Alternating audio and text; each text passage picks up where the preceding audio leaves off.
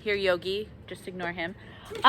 But today I have Wynter Moore here with me. She is a member at the gym. If you guys have seen her, we just highlighted her as Athlete of the Month.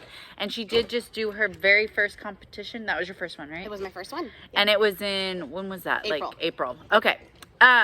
So she is a member at the gym, but she is also a certified personal trainer and nutrition coach, correct? Mm-hmm. So we're kind of going to get in. We're going to learn a little bit more about her. I honestly love doing these. I've done a few of these, just like getting to know people. And I learn obviously I've talked to you and spent time with you, but I just learn so much about people. So I'm super excited to kind of sit down and learn some more about you, your journey, your education.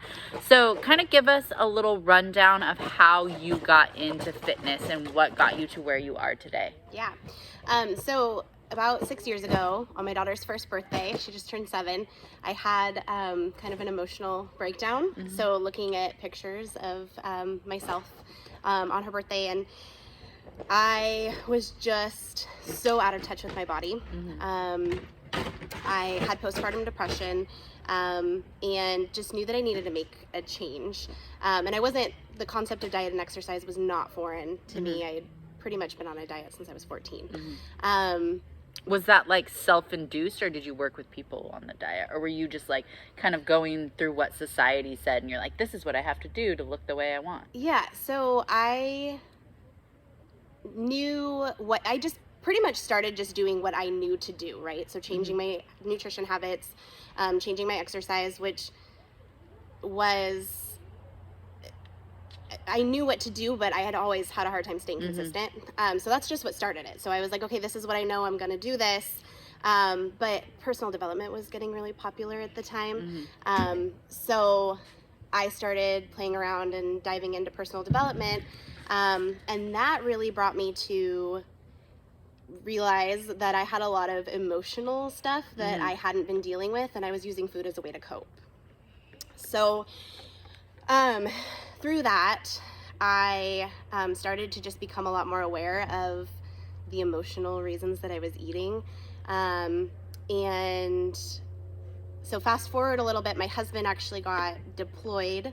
And is he still in the military? I didn't realize that. Yeah, so he's a reservist. Oh, okay. Mm-hmm. So he was deployed, and spouses get a scholarship for education. So it's like, well, I'm going through, I'm doing this for me, and I want to learn more. So I got my personal training certificate, not really thinking I was going to do anything mm-hmm. with it. I figured it was just something that I could do while he was gone. Yeah. I'd be able to learn more for myself.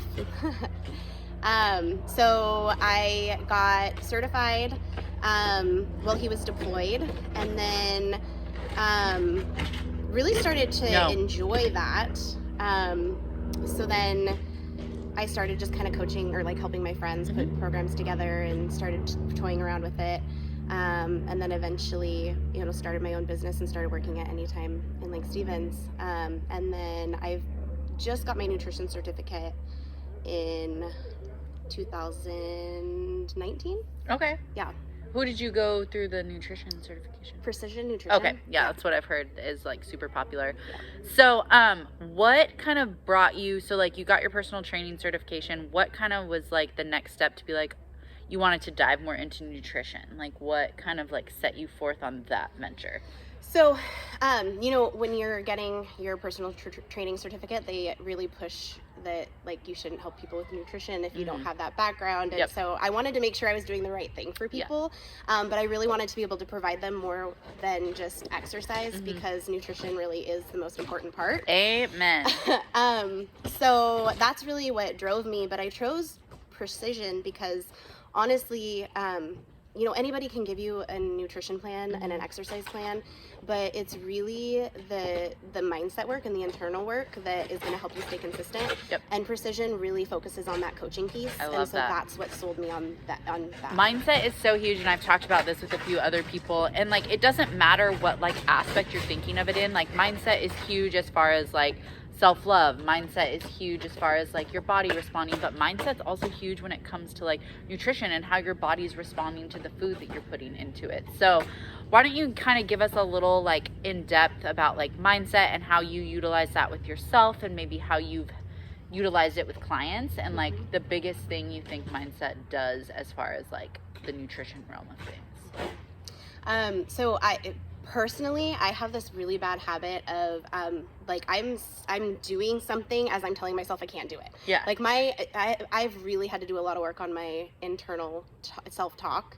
So that's the biggest thing, is like when my clients are really struggling with like, I don't feel like I can do this, or you know, this is too much, or whatever that is that they're telling themselves, to really turn that around and start telling themselves, even if they don't believe it, just Like turn that turning around. negative into positive. So stopping that thought and coming up with something positive that they can say as an alternative to themselves. You know, post it on your mirror where you can see it every day.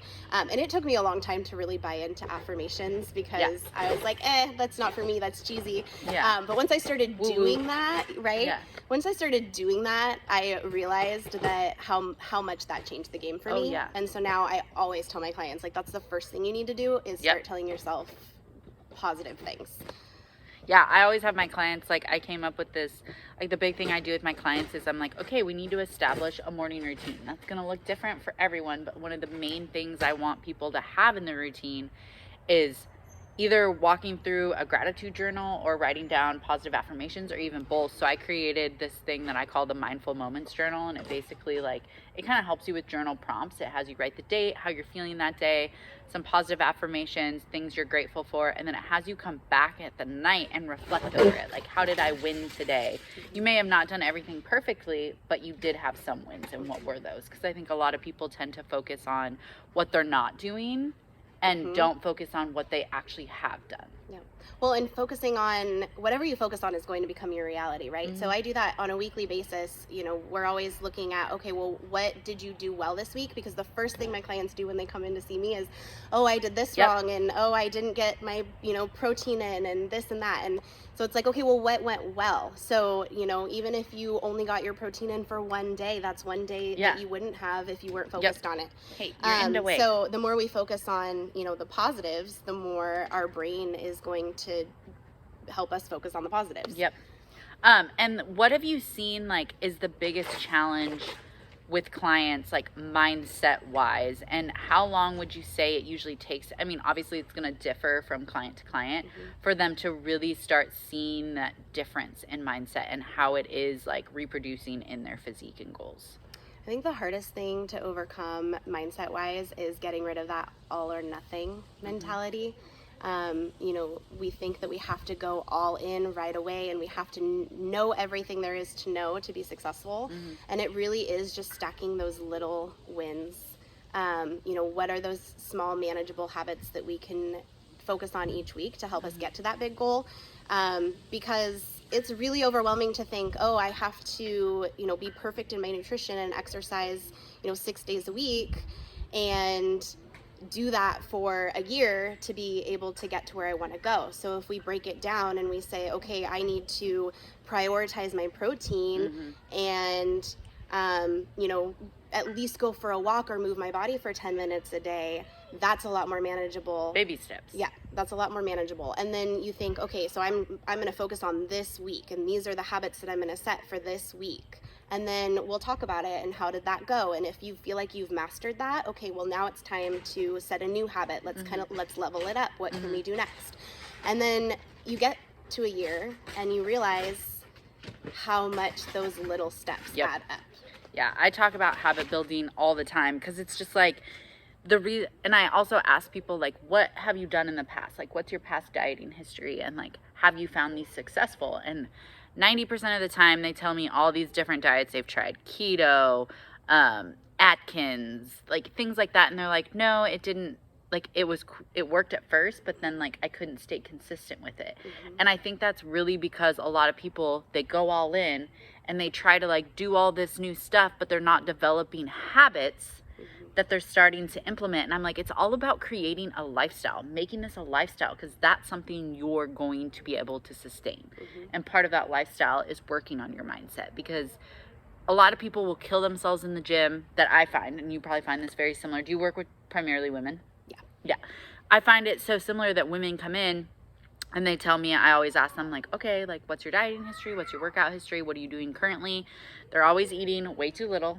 doing way too much in the gym, and they've been doing it for year after year after year after year, and their body's just like, you know what, lady, we need to chill, because our hormones get so messed up too, and then our bodies just start fighting us versus working with us. And through that like pattern, I find that the mindset gets even worse because they start getting harder and harder and harder on themselves. Well, and not only that, but they're hungry because they're eating way less than they should. Yeah. And you can't trust your hungry brain. Yeah. So that's the first. My clients are always surprised with how much food they're getting, because they're like, you think, oh, I've got to go 1,200 calories to, get to where I want to be, and that's just not the case. And no, the majority of us are not eating as much as we need to to reach our goals. Yeah, so. and we've all been there too. That's why I love that, like, you've gone through it, and because that's very similar to me. Like, I went through kind of those struggles, and then when I kind of had that aha moment, that's like why I was like, you know what, I want to do this and help other people, and that's why I started getting educated. And it sounds like that's very similar to you. So with all the mindset work you've done, because I know a lot of people are probably going to want to hear about your like prep experience, because that's totally like a new level of just like getting your nutrition and workouts in control. Prep kind of takes it to that next step. Is that kind of like why you decided to prep? Because you're like, I feel like I've got this down, I want to take it to the next level. Yeah. So it was really just like, it was not the end, because I think that stepping on that stage was really the beginning of my journey, but it was also the end of like a chapter. Yeah. Because it really was all about proving to myself that I could have the discipline, and that my body could do it. Because I spent so much of my life fighting my body. And so my whole journey has really been about creating a better relationship with myself and my body. And so that was just a new way to do that. Yep. And I mean, definitely, old habits die hard. So I definitely had those moments where I was like, I can't do this. My body's not going to do this. Am I going to be ready? But because I had the experiences that I had in the past, I was able to, turn my self-talk around and, focus on those little habits through each week. And how did you do that? Did you kind of like have to sit yourself down and like write it out, or was it like just something in your head? You're like, okay, Wynter, like, I know you're going down this path, we need to reverse that. Like, did you have like methods that you did, or was it just something that came naturally because of all the training you've done? Some of it came naturally, but writing it down is always just the next level. So, I always write things down as much as I can. Sometimes it can be a little repetitive, but when you write it down, it's just that extra level of like training your brain to say that this is priority for you. So yeah, I journal in the morning. Sometimes just sitting with my thoughts and having that like quiet moment and creating that space for myself was helpful. When all else failed, I would just turn to my coach and be like, okay, this is what I'm dealing with. Like, I'm having a really hard time right now. And having someone to do that too is huge. Like, someone that's in your corner nonstop and that understands where you're at, but also is going to be that voice of reason, because that objective eye is huge, because everybody, we're all our worst critic, and we don't see what other people see. So yeah, that's awesome. And like, as far as like mindset goes, how much of an impact do you think that had in your prep? Oh, I think it was huge. If I hadn't have been able to keep myself going by changing those negative thoughts that came in, and I really just had to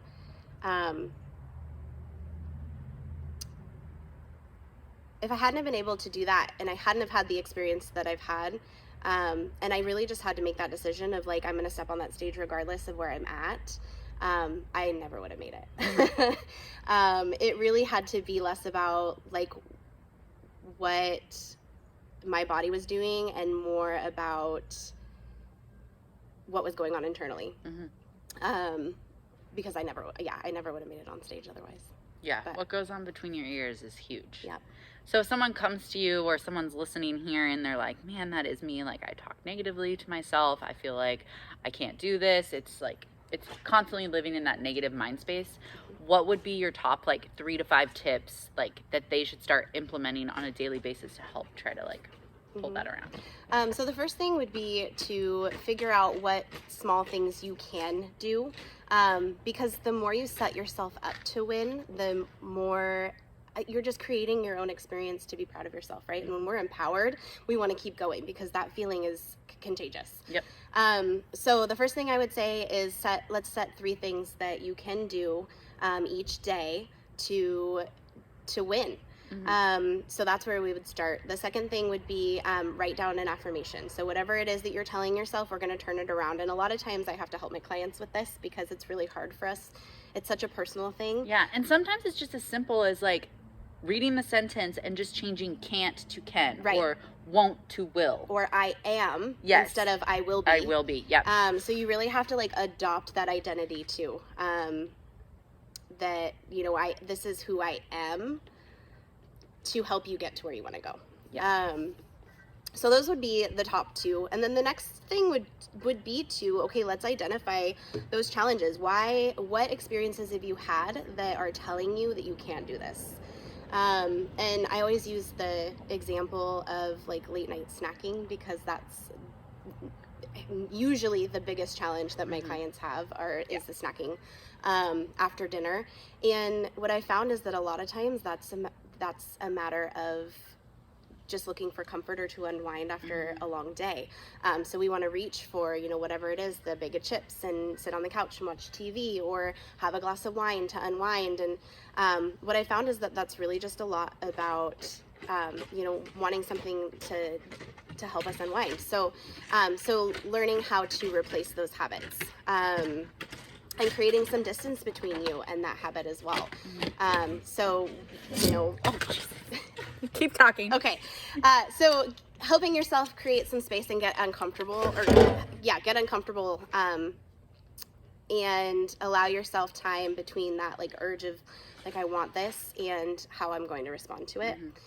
So like me, I'm a wine drinker. So I've had a long day. I'm stressed. I want a glass of wine. Okay, well, I don't want that glass of wine right now because it's not in line with my goals. So what can I do to help myself create some space? So set a timer. It sounds so simple, but it really works. And then find something that you can do in that time so you're not sitting there watching the clock obsessing over, you know, having that glass of wine. But really what that does is just it creates some distance. So then you can make a better decision for yourself. Yeah. And for some people that's it. That's all they need to just create that distance, because a lot of my clients will come and say, you know, I set my timer for 10 minutes and I went and did some laundry and I found myself distracted. I didn't even need it anymore. If you're like me, old habits die hard. So I really had to work on replacing that altogether. I was just gonna ask that. Like a cup of tea, or getting like water enhancer, something like that. Maybe even drinking it out of a wine glass, because like mentally it feels like you're having that glass of wine, but so in the summer I'll make like a mocktail, and I do like soda water and tart cherry juice and lime and mint, and I'll pour it in a wine glass. But then I also, like, if it's sunny, I'll come outside and I'll just really take the time to appreciate that mocktail and soak up the sun and, you know, soak up the scenery, because it's really about that experience and that appreciation for it. It's not so much about what you have. And then like in the winter time, you know, a cup of tea, absolutely. And I might, you know, just appreciate how the warmth and the comfort that it gives you, and, you know, take some deep breaths and just create that calming experience for yourself.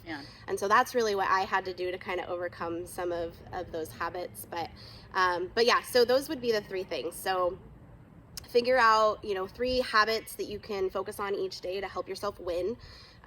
Give yourself, turn your I can't statements into an I can or an I am statement. And then work on creating an experience for yourself and coming up with some better tools to help you cope with the stress and the anxiety, and overcome late night snacking. And does that differ if we're talking just like emotional attachment to food versus just negative mindset, or are those pretty much the same based on, like, if people are having problems like sticking to their diet because they feel like they eat out of emotion, or like they're attached to this food when they're having a rough day, they tend to overeat or things like that, is it the same like practices you would implement, or is there anything like different that would come into play when you're playing with like that connection to food? Well, every client's going to be different, right? And that's like the answer for like every fitness question ever. So that's an example. You know, it might not be late night snacking or emotional eating that a client is dealing with. So at that point, I would ask, okay, well, what are the challenges that you are facing? What is the contributing factor to that negative mindset? Because there's a reason why they're telling themselves that they can't do it, or, you know, whatever that is that they're telling themselves. So digging into the why is that coming up for you? Yep. And then, you know, I have tools in my toolbox depending on what their answer is, but that's just something that we'd work through together. For sure. And having a coach in those sort of situations is huge too. And do you find a lot of people like deal with the good versus bad food, like putting those taboo like names on foods? Yes. So do you have people follow macros versus meal plans to kind of show them that they can implement these foods? It's just a matter of portion and balance? So, through Precision Nutrition, they actually have a really unique way of doing it that I've kind of adopted. For most people, there are some people that really thrive on hitting that macro number, and so I have those clients that I will create a macro plan for them. The type A clients? Yes. Yeah, and myself included. Oh, 100%. Honestly, yeah. I thrive on macros. But I do have those clients who are very new to this, and It can be overwhelming. and it can be really overwhelming. So rather than looking at food as a number to hit, we look at it as something as simply as your servings of protein, your servings of carbohydrates, and your servings of fat. And do they do like the hand method? portions? Yes. So, and now I forgot your question. Just like helping people. I was just asking like if you used macros to kind of like give that idea that not all foods are good versus bad. It's just a matter of balance and portion sizes. Yeah. So for some clients, we do just look at food as, you know, protein, carbohydrates, and healthy fats, and then your vegetables, and we work on hitting those goals rather than hitting a specific number. And I have clients who have done really, really well with that. Yeah, I love that. And I'm sure we're going to get this question. So like you've done your first competition, you're kind of in your off season now. Like what are your plans as far as you go? Like, are you going to step back on stage? Or are you kind of just like getting back into that mentality of feeling good in your own skin? Because post show can be hard. So what is your next steps? Yeah, so you and I talked about this, but I really had a hard time after my show, which I didn't expect. Because I've done so much work. So, but I really old habits die hard, and so I really got into some old habits, and I've realized a couple of things in the last several weeks, and one is I thrive on discipline. So I realized that I'm just at a point in my life where those little disciplines every day matter. And if I'm not focused on my nutrition and what I'm putting into my body, I'm not going to have the mental capacity to be able to do the things that I want to do. And I have some really big goals right now, business and personal. And yes, I'm absolutely going to step on stage again. But so like I've decided I quit drinking alcohol, and I've really been focusing on my nutrition. I've cut down on my caffeine intake. So just these little things that I can do to help me thrive, because I know now that I really do thrive on that discipline. And post show, I didn't have to be disciplined, and so I went a little too far in the wrong direction. So so I'm really having to kind of get that back. But also I realized that I was tying myself to an old why. And so I've really had to sit down and rediscover like why I'm doing this now, because I'm not the same person I was 6 years ago, and I'm not even the same person I was when I stepped on that stage.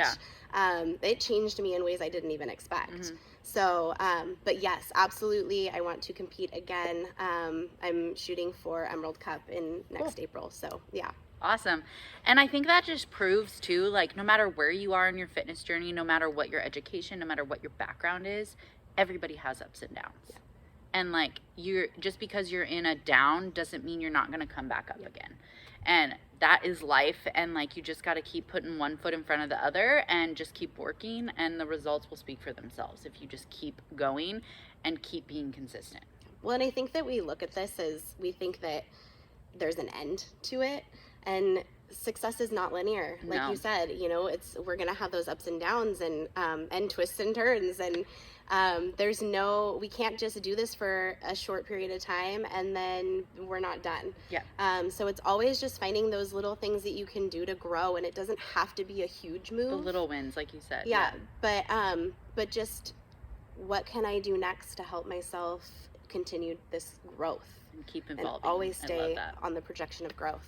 Yeah, I love that. So if people are listening to this and like, oh man, I relate to her so much, like how can they get in touch with you? How can they work with you? What's your business called? Yeah. So She Is Lifted Up is the name of my business. I do both in-person and online training and coaching. I'm actually getting ready to launch my first course too, which I'm really so excited sweet. about. Is it about mindset?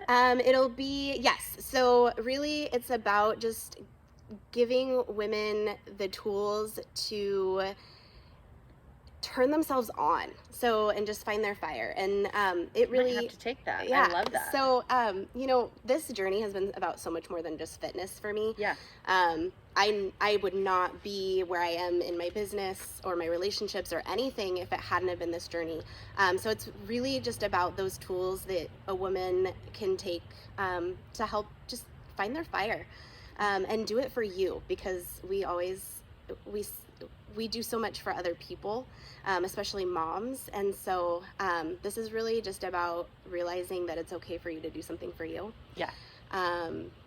So I'm going to be doing that. Do you have a launch date? I am actually running a challenge on the 22nd, and I've decided that I'm going to go ahead and give those women a preview of the course. And then I don't have a launch date yet, but it'll probably be Keep me sometime in updated, September. because I definitely want to like utilize that. That would Okay. be awesome. All right. You can find me on Instagram at She Is Lifted Up. I'll link it all in the bio, like your Okay. website and your Instagram and all of Yeah. that. Or honestly, Facebook's my jam, and Yeah. I use my personal page more than Okay. anything. That's how you're going to get to know me the best. So, but yeah. Well, thank you so much for coming. And I guess just to kind of like round this out is like, don't neglect your mindset. That is like, if you don't have your mindset in check, you're just going to be spinning your wheels on everything else. Yeah, do the internal work. It's not just about the physical. Yeah, So I love that. Yeah. All right, well, I am going to let her go, but thank you guys for joining us. If you guys have any questions for her, please put it down in the comments below, and I will get those to Wynter. I will also link all of her information, but we will see you guys in the next episode.